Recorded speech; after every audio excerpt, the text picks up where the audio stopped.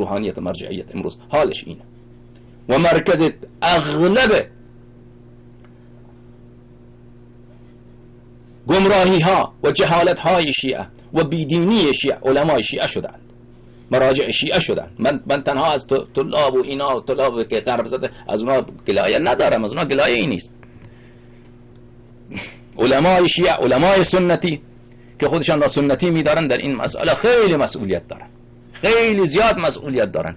اون قدر که این آقایون مصلحت بیت خود، مصلحت مرجعیت خود را می اندیشن، 100 آیا به فکر ولایت امیر المؤمنین علیه الصلاة والسلام و ولایت ائمه اطهار علیهم الصلاة والسلام هستن؟ کلا و ابدا نیستن، کلا و ابدا نیستن.